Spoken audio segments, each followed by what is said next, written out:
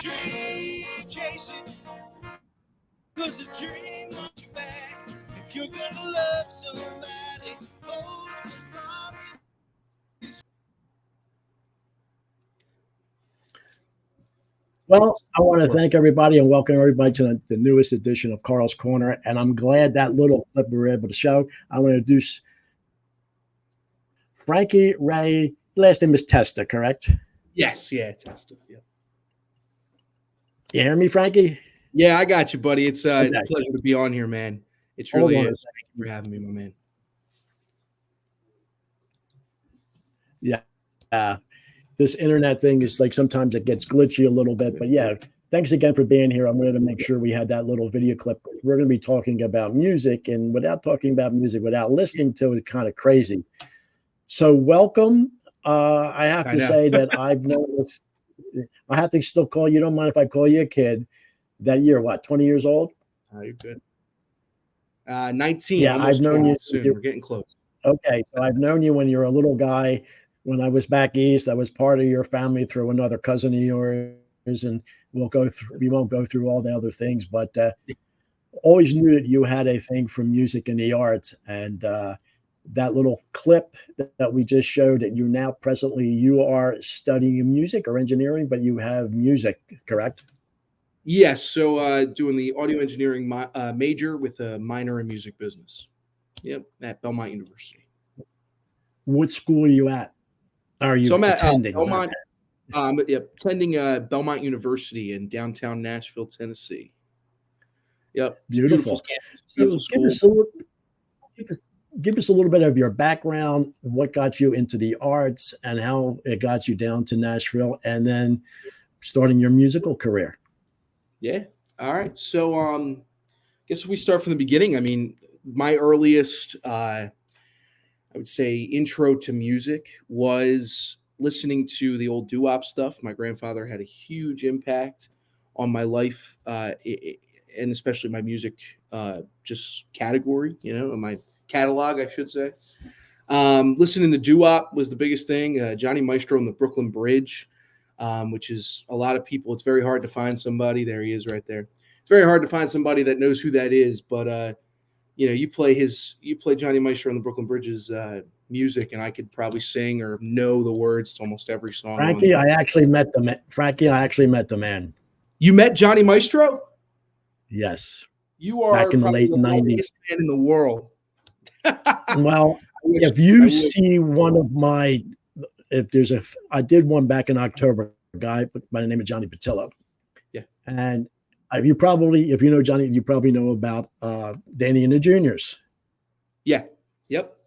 Yeah. Now this guy was one of the members of Danny and the Juniors from the original when Danny was still part of them before he had his incident. So yes, through a friend of mine, met all of those doo-wop guys.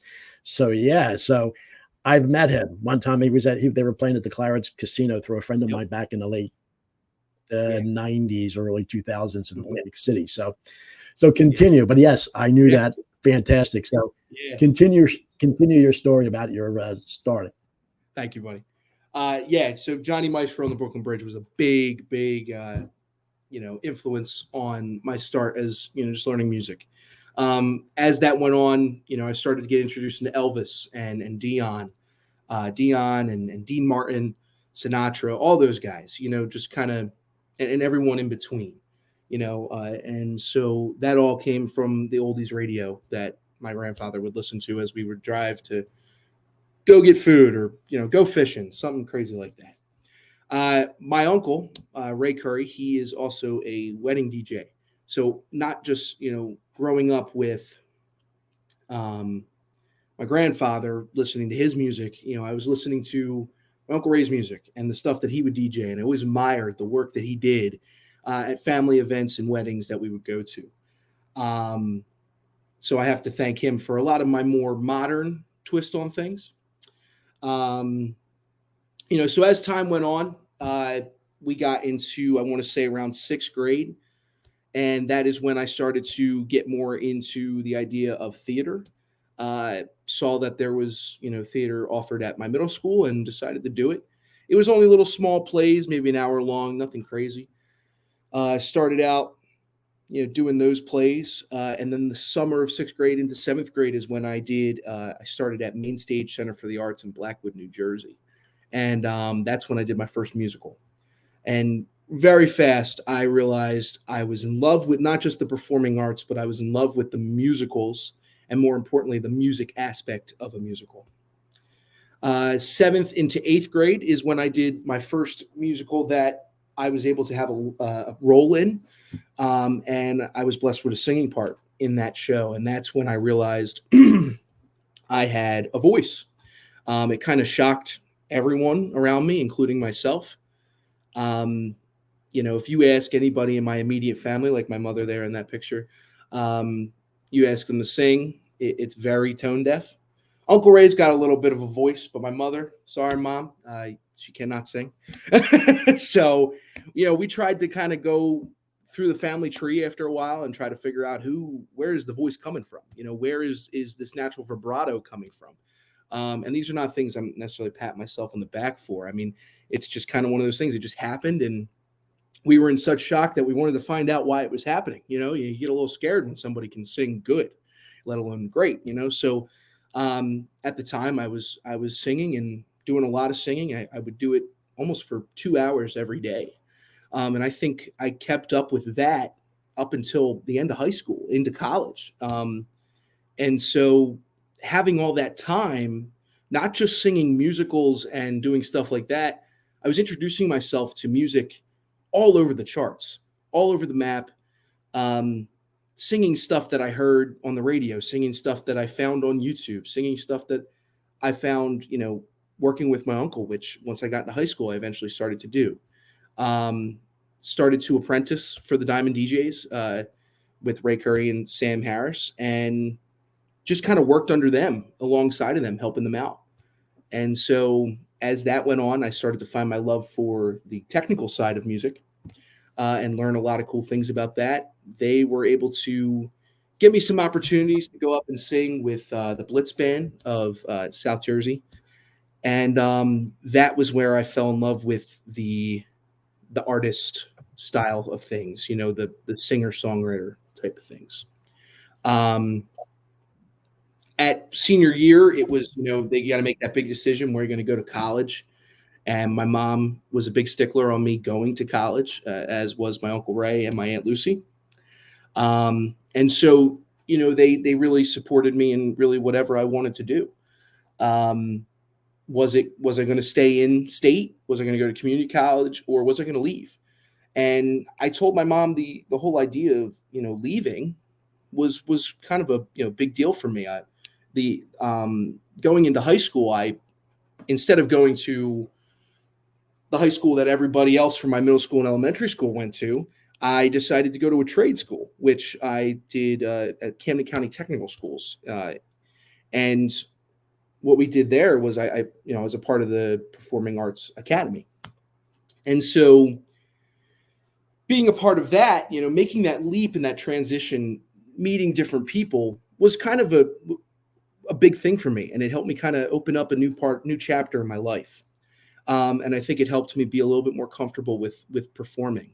I didn't just do musicals at school, like the musicals in the program. I performed in pep rallies, I sung the national anthem for the military ball, so I was getting a feel for everything in the realm. And from all those years, I was building up a lot of stagehand experience on top of just being a performer. So I thank God for those years of my life, to learn so much in such a little amount of time. Now, did it put a lot of pain in my back? Yeah, it did. But there was so many things that I learned that I come to college and realize there's people who don't even know what they're looking at rather than what they would do with it. So I thank God for a lot of that time. So not shortly after, once I started to make decisions, I originally auditioned to be in performing arts because that's what I was doing at the time. I auditioned for the performing arts program here at Belmont University. I found it on a whim, in the wind. It was just kind of floating around. I looked up, best performing schools in the country, schools that offer different types of arts. First thing that came up was Berkeley Juilliard, and then Belmont University in Nashville, Tennessee. Why Nashville, Tennessee? I don't know, but it caught my eye, and I auditioned for the performing arts program here. Did not get in, but they did say that they had other majors offered since I already had made it in the school. I just had to find a college, and certain ones of the colleges do, accept you off of your acceptance into the school. And so the Curb College of Music, Business, Entertainment was one of those options, with the audio engineering major, the minor in music business. Once I got in there, I did a first couple weeks were a little rough, but once I got used to it, adjusted, met some friends, and started doing a lot of my major classes, I realized I think I'm pretty set on what I want to do with my life. So is this how you arrived then? Yeah. So this would be like end of freshman year, to maybe beginning of this, end of freshman year. We were out. This is at Centennial Park, Bicentennial Park in downtown Nashville. We went out, with the band and just filmed a bunch of videos that day. And that picture is really interesting because I was just like, hey, somebody take a picture of me with all this stuff. This picture's from The Well in Green Hills. It's a coffee house. They're a nonprofit organization. Beautiful thing they got running there. But we packed a 6-piece band up on that stage with 2 openers. It was a small place, but we sold out that show. We worked very hard for that, and we had a great time. We really did. There's tons of videos on the Smoky Suns page. You got Madison Rose McCoy on the bottom and top left there. On the top right is David Hilderhoff, an incredible singer-songwriter out here. And on the bottom right is Macklin Hayes. He is a very nice young gentleman, singer-songwriter in his own right, getting more into the worship side of things, worship music. And he's just writing so many cool things. So, now, did you know these people, or you just met them when you got to school? I have so the first person I met was Hunter Worrell, who's currently my roommate, and also just kind of he's there in all my projects. This is that him? That's him. Is this him? Yep, that's him here with you. Yep, that is Hunter Worrell himself. So I met him. I was upstairs. We had a 3-story tall building dorm room. I was upstairs on the second floor in our buddy Scott's house in one of the apartments, and we were just jamming with a few different people, and I was jamming with a few different people, and a knock came at the door when we stopped playing. The door, I like to tell people it was a dark and stormy night, and the door flew off the hinges, and there stood Hunter Worrell. But that's not how it went. He opened up the door and he said, "Hey, can I jam with you guys?" He had a guitar and an amp. He came in, sat down on his amp, played guitar. He happened to just sit next to me, and we talked it up. We had started just a little jam band from that room. Didn't really go anywhere. Maybe lasted a week because that's how music works sometimes. But me and him stuck together. We hung out, I think, probably every day up until the end of that semester. During that time, we closer to the end, especially, we started the Smoky Suns as a band, and we originally wanted to start it as just a duo, and it was just going to be me and Hunter Worrell as the Smoky Suns. But we also knew deep down inside we wanted a band. We wanted something loud. We wanted something fun, a party band, writing music, and we wanted a powerhouse. Is this the Cram Band? Cram Jam. Yeah, so that was for Belmont Dining. It was offered. It was a show. It was probably I think that was actually probably our first show we did for Belmont Dining. And we did a few shows for them, but here on campus at the Belmont Caf, as we call it. We started the band. We brought in then Christian Bajarski is on drums, Billy Bellino on guitar, and Garrett Olson on bass. And then shortly after that, we had brought Charles Wade Bales, or CW, on his fiddle. And so, yeah, that's our promotion for the Well show that was last year. And so as you can see, you got the band on the bottom there. Starting from the left, you got CW, Billy, myself, Hunter, Garrett, and then Christian. And then you have Madison Rose McCoy, David Hilderhoff, and Austin Sheffield. So we're all good friends. Kind of met these people as time went on. Brought them on. Brought the people above us on for openers, just kind of give people a good show. We kept it cheap. Kept it at a decent time. We had a great time, man. It was a great way to kind of showcase some of our songs, showcase some covers, and kind of mess around with different things. You know what I mean? So yeah, the Smoky Sons has built up to now an empire where we're currently transitioning to just trying to do strictly originals. We've been in the studio recording some different things. And just kind of keeping it on the down low until we're ready to kind of rebrand and come out with this new picture of what the Smoky Sons are soon to be. So, yeah. So fascinating in how it all turned about, but obviously he was able to understand and hear you jamming and realize this guy's got talent. That's why he knocked on your door. Yeah. We were all playing. So he heard a band, he heard a bunch of people playing instruments. But he came in and sat next to me and we were just talking about music that we liked. And, he was a big Van Halen, Motley Crue guy, and then as time went on, I eventually told him I was a huge Elvis fan. And he was like, "You're an Elvis fan?" I'm like, "Yeah." He goes, "Yeah, name 5 songs." Well, I named 5 songs. I wasn't naming Hound Dog or Blue Suede Shoes, or All Shook Up. I'm naming, Welcome to My World, like, Gave Me a Mountain to Climb, We're talking deep cuts of Elvis. And so he was like, "How do you know these songs?" I'm like, "Elvis is my number one. That's my idol." So we would sit down and just watch Elvis videos, and at the time the Elvis movie came out. So we were obsessing over that, So it was just it just kind of clicked, and we found there were a lot of opposites, but those opposites attracted to create a friendship that was beyond compare, so Now, with my little bit of knowledge and background in the business, when I was starting to do some TV shows back in the 80s and 90s, and I can see you guys, do you have any professional representation, like any agents or anybody, business manager that's going to, and if you're writing your own songs, you're getting into publishing, I'm sure your uncle will be advising you a lot of that. Yeah. My uncle has been, especially for not just the Smoky Sons, but as a personal artist, just as an artist. He's a phenomenal DJ. He's very good at the business stuff. And he's learning along as I am, with the more modern business stuff. So the good thing about having that music business minor, which a few of us in the band do have, we've kind of been able to, we all have the books, you know what I mean? We have to take copyright law, music publishing, survey of music business, which just kind of gives you an overview of what the music business is today. So when we look at the books, when we're talking business, we always refer back to those books. At this time, being in the college setting, it is kind of difficult for us to go and find, a company that will want to manage us, for a college price is what is kind of the rundown of, where it comes to.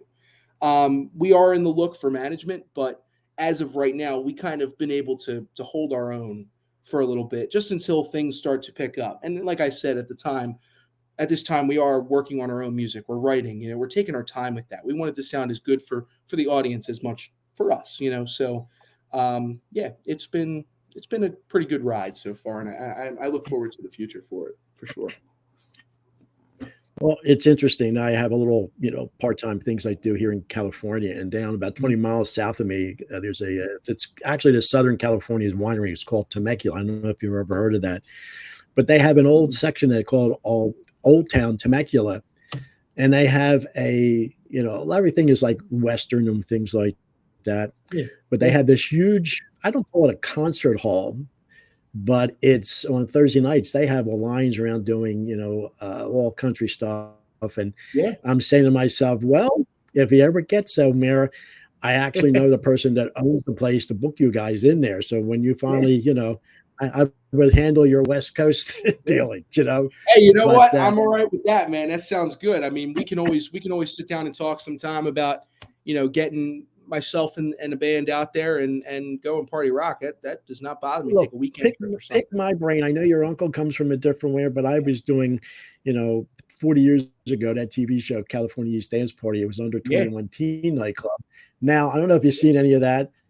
Aesthetically, it was good. It was on TV, yeah, but I really learned the business end after that. If I could yeah. ever get my financing and make the movie about what's happening behind the scenes. Mhm. So that's why what's great though, you're already talking about, the business end of it, because you see all the documentaries about all the great artists of the 70s and 80s and how they Yep, got ripped off about this and that. And, you yep, know, between Billy Joel and even Peter Frampton, yeah, and they were doing out there, they were selling out concerts all over. But like, yep. why am I still broke? Yeah, And the greatest one, I'm a Beatles guy from way back, and they asked George yeah. Harrison, "Oh, how's it when they're making money?" And George goes, "Money? We haven't seen any money." so, See, man. Yep. so yeah, but it's great that you're handling that end too. So Yeah. now you And mentioned thankfully, earlier in when we first today's business world, it's been a lot more stricter. They're being very yeah, strict about it, making sure, and there is a lot yeah, more that's been added over time because of those situations. So, thankfully, things are hopefully looking a little easier for us. I'm yeah. hoping. Now in our before we went live, you were mentioning now you're with the band, but you're Yeah. also now doing some solo also. Yes, sir. So, going up there is just Frankie Rae and his band. We haven't decided a backing band name just yet. Any suggestions will help from anybody. But we're doing Frankie Rae and his band. It is a heart stopping, fun rocking country band. We're gonna start doing a lot of covers of the country stuff, but also gonna get some of my originals out there. I've been songwriting for the past 2 or 3 years now, writing a lot of poetry and stuff like that. So kind of turning and transforming them into songs, and putting them out my own way, doing my own thing, trying new things out, feeling the waters a little bit. So that promo So, I just showed, that's for an upcoming solo gig. yep. So February 9th, the Why Not Saloon. It's in Bellevue, Tennessee. It's a little bit out of Nashville. It's going to be a great time. We're going to be, we got a 4-hour set just about. It's going to be cut down into 3 main sets. Um, yeah, we're going to be rocking out 8 to 12, and food, bar, free admission. And it's a good, fun country time. That is what I want. I want a place where people can come in, listen to some good old music, hear some new stuff they've never heard before, get to dance, line dance, have a good time, and just get away from reality a little bit. Whiskey away from the terrors of the world, and just come and listen to Yeah, music, have a good time, put a smile on your face, and yeah. The that's world's crazy, but you it got to is a listen to crazy music, world. right? Yeah, But yeah, music is a savior for sure. the great thing about this format that people all over the country or even actually over the world can watch this, but anybody who's in that Nashville area Yep, and sees this video and sees this podcast for yep, Frankie, why don't you go out there? We'll just put this up here again. So say it yes, sir. again, Frank. It's February 9th, 8 February p.m. to 9th, mid. 8 p.m. to midnight at the Why Not Saloon, free admission, food, drinks, all you can ask for, full bar. And it's a great little place. It's easy to get to, and it's in Bellevue, Tennessee, just outside of Nashville. So how did you get this gig? On your own? Somebody approached you for it, So, or how did you do that? yeah, so the process of getting gigs in Nashville is probably one of the hardest processes anyone's got to go through. It is very email tedious, but I've been able to kind of break it down into the idea of 3 different kind of certain different categories. Whereas, and this is a tip that I'm willing to share with the greater Nashville area for any musicians that are going through the same thing. There's going to be places that are going to strictly work off of your streaming numbers, and there's going to be places that are going to be okay with giving you a chance. Just because they're trying to build up their revenue and build up their name. So a place like Why Not, they were running as a different venue for a while, and then COVID kind of tore them apart. But just recently, in last year, they were able to rebuild their bar, and now they're doing great stuff. They've got bands every weekend, and acoustic gigs throughout the week. They're open, 7 days a week, rocking out and having a good time. Great food. Their wings are some of the best in Nashville, and that I'm not just saying that. Like, they really are very good. And their grill food is delicious. They got drinks galore at the bar. I'm not 21 yet, haven't had a drink there yet, but I'm sure they're delicious. So, it's a great little place. I emailed them. I think I had a buddy who knew the owner, reached out to her, and she gave me the info to the booking agent, talked to them. And after a couple weeks or so of talking with them, I was able to book the show, and we decided on a date, and it's been smooth sailing from there. And, we're getting ready for the show. We got a rehearsal later tonight. So, it's going to be a good time. I'm really excited for it. Yeah. Well, I have to commend you because you said something really miraculous in that, how you got that gig. Because I was in advertising and marketing for 25, 30 years. Yeah. You said you were contacting them for weeks. Yeah. Until you finally got that. So a lot of people think they make their first call and they get a no or whatever. You just kept going and going and going. So there is your tenacity in just going out there and keep pursuing it and not thinking, oh, I can't get the gig. I called one time. Because I hate to use the younger generation. They think I emailed one time, nobody got back to me. I can't get it. But that's the fascinating. That's where you're going to make it because you got that gig on your own. Nobody else represented you. Yeah. So that's fantastic. I like to call it controlled pressure, where if they don't get back to you on the first email, it's okay to push another one. Just you got to word it right. So I call it controlled pressure. And I think another thing that one of the best things I ever heard was from my teacher, Terry Bless at Camden County Technical Schools. She said to us, for every 99 no's, there'll be one yes. And that'll be your 100th. So she's like, every 99, you'll do 99 auditions. They'll all be no's. She goes, but that 100th will be a yes. She goes, it's just how it works. When they say it's a numbers game, and in sales, when you're doing outside sales, and nobody really does it anymore, that you have to actually go into 20 establishments for one person to maybe even acknowledge you, maybe even to give a presentation, Yep.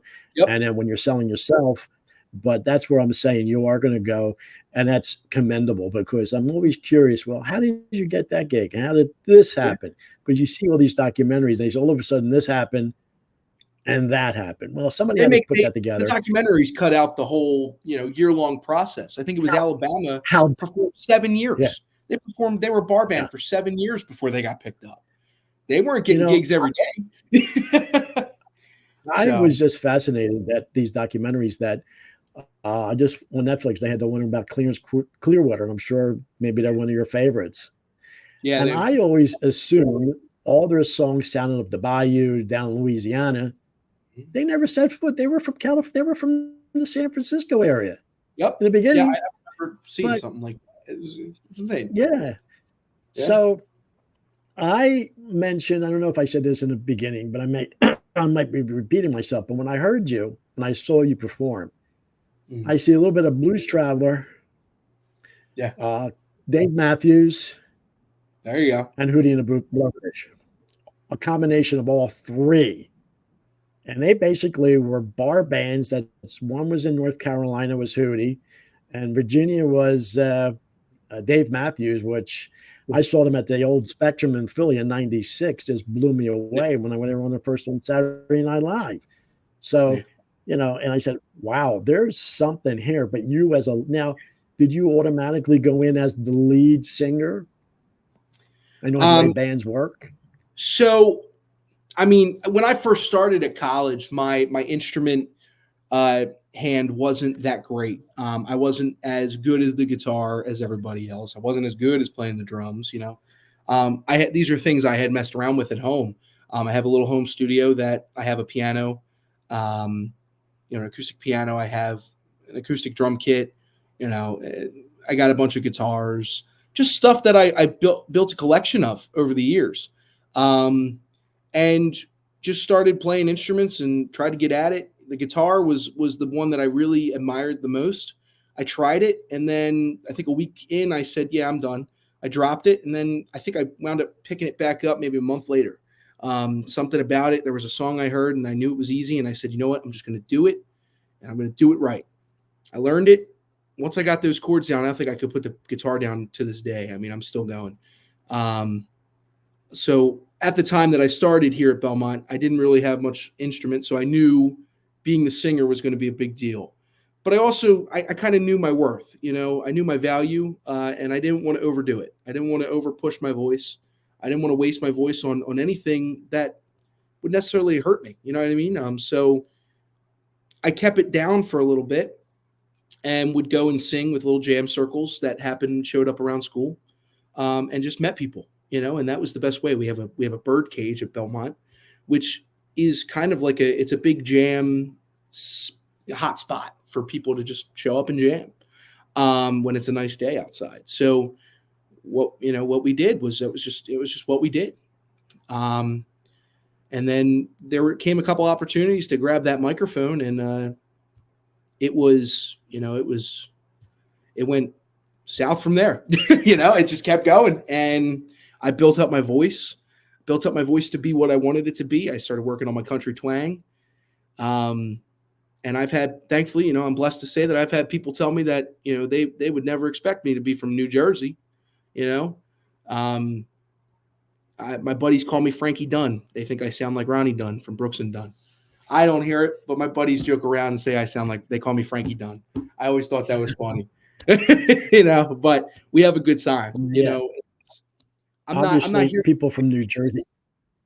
Yeah, obviously people from New Jersey have a stereotype from TV shows and certain things. But no, hey, look at Bruce Springsteen. He's not really, he's rock, but it's a different kind of rock. And then you have Bon Jovi and things like that. But then here you are. But I just put paste, and when I saw this picture, I said, "There's a fire in that." You know what I know, because I'm no singer. I should have kept the guitar for many, many years when I was a kid.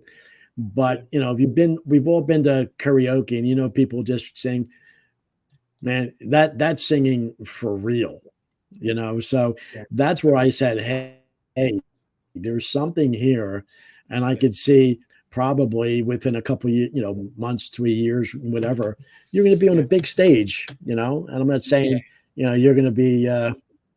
But being in Nashville for what you're doing, you can't be in any other better place than in Nashville. Yeah.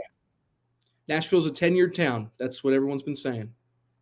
Oh yeah, and it's like, and everything happening. You're just not even 20 yet, and so give yourself another little bit. And as I threw out there, between your uncle and there's, pick my brain if you have questions. And Frankie, this is not going to be a one and done. We're going to have you on today and like, okay, thank you, and that's it. No. We would like to have a continuing dialogue as you progress, and we find a day that we don't have that internet glitch that we can actually run the videos and here to see this. And that's why I apologize to our people who are watching. And I actually am amiss that I forgot to put something up here because I got so intrigued with everything that I forgot to put this on here. Damn. Oh, there it is. See this technology? It's just like, oh boy. Technology, it's getting you, Carl. It's getting you. Well, the thing is, I actually I'm producer, director, and everything, Yeah. There we go. And then anybody, the only thing I ask, I won't use the word demand. Anybody who watches this, I would just love to get my YouTube page to have some like and subscribe. That's all. If they like it, subscribe to the channel. That's it. So yes, I apologize for being amiss with that and that not actually have, who I'm talking to, but I was just so intrigued by your story and everything. It's really like, okay, well, we're at the 34 minute hour. Maybe we can have another 10 or 15. Yeah. But all right, Frankie, where do you see yourself in 6 months, a year, and a couple of years down the road? So like I said, I mean, Nashville's a 10-year town. So I've got a lot of work to do. And I'm not afraid of it. I know I've got the work to do. 6 months, I'm hoping to have as many gigs under my belt as I would in a year, if not more. And that I would expect to have in a year. I'm hoping to get more gigs, hoping to hopefully meet some, network and meet some great people along the way. It's already paid off pretty well to meet some great people, and I've had the opportunities to see some awesome artists in concert settings or personal, more intimate settings. And just, I've seen a lot of cool things in Nashville, and I know Nashville is just it's an egg, it's a hard-boiled egg that's slowly peeling the shell off. And once you're at that 10-year mark or, 11-year mark, it really just, it's fully unshelled for you, and it's yours. So I'm hoping in a year in that time span, I'm working and making people happy day by day. That has always been my motto, is to make people smile. So that is what I'm working for, no matter how long it takes. Yeah. Well, it's good that you have your goals, and not just, obviously you have to live in the day and live in the moment, but also know where that goal and where you want to get to. And I think your talent and everything's going to take you to limits, because I think having your uncle as a mentor and then actually a business advisor, you're not going to go down a wrong path where we find a lot of artists do. And I think and I see that. And that's why I think I started contacting you like back in the fall, September, October, and you Yeah. kind of was like taken back. Really? No, no, no, no. I want to get you when I use the tagline. I want to get you before you become famous. And, oh, yeah, you're just tagging along. No, no. I could say we could go back to what's today, January 26th. And like, Yep. yeah, we got him before he did Madison Square Garden or, whatever. Yep. So, whatever. Yeah, it All was I ask is last you do get to semester was a busy one for sure, but I was going to make sure I got you in. I was going to get you in. Don't you worry. Yeah. And I will I appreciate always have time to make for you at some point, even if it takes us a couple months to get on there. I'll have you on the schedule at any time you want.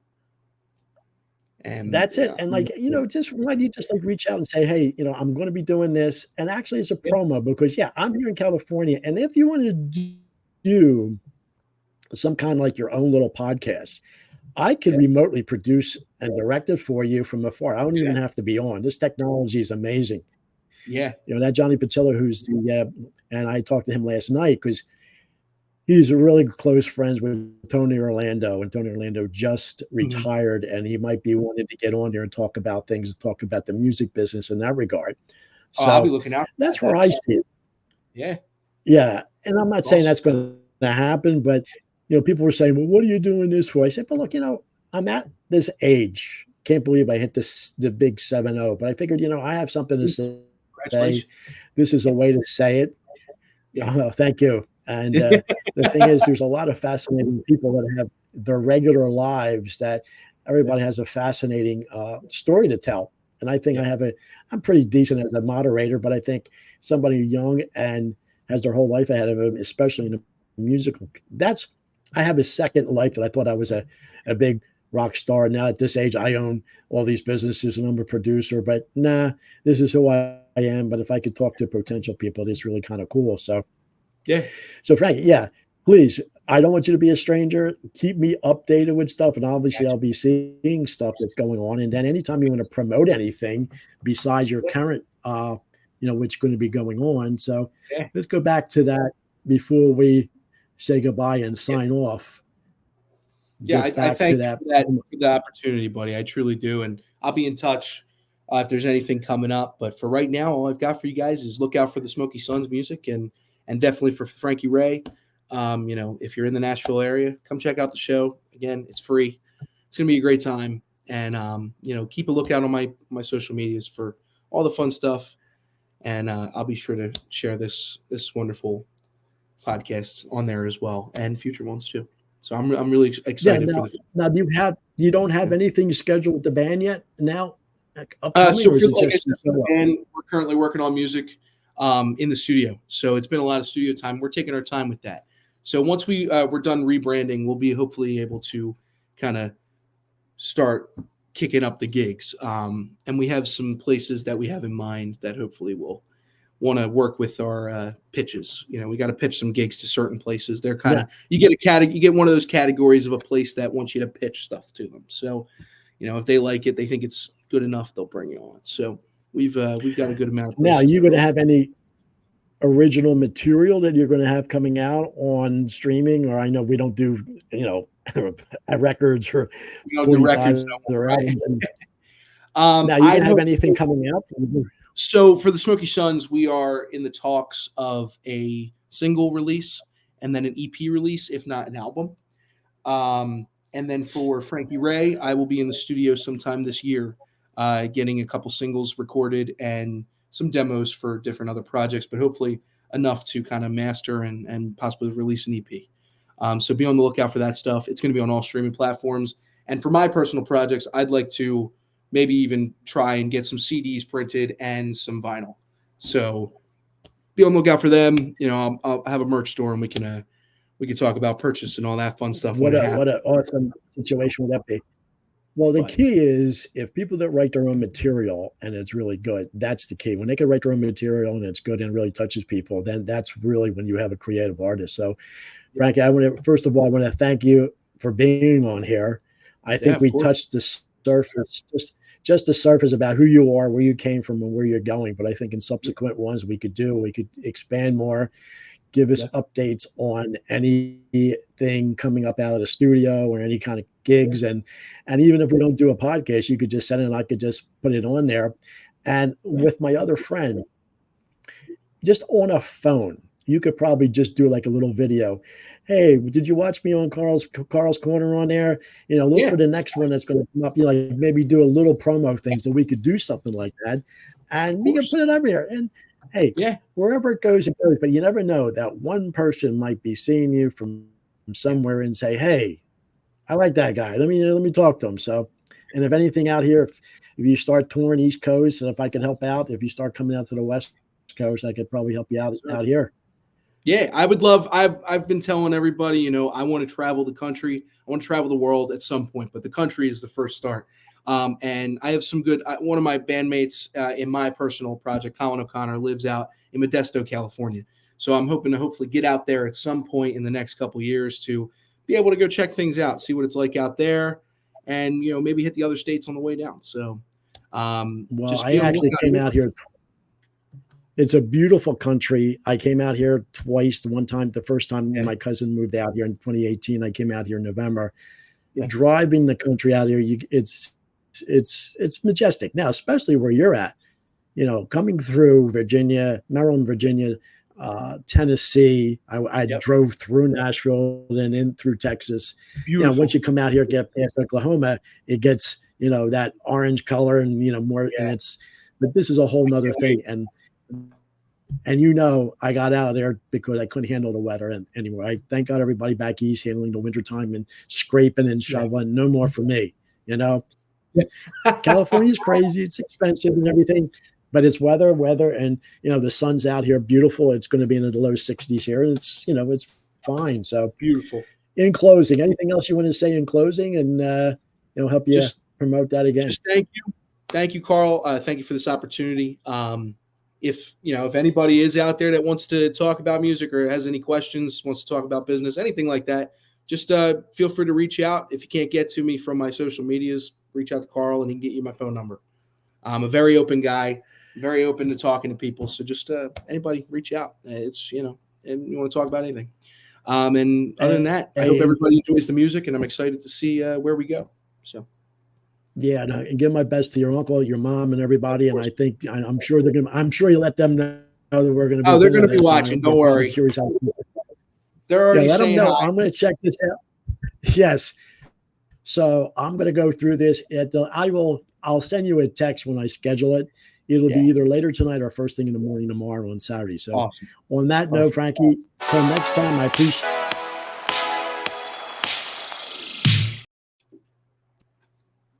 We're back. Well,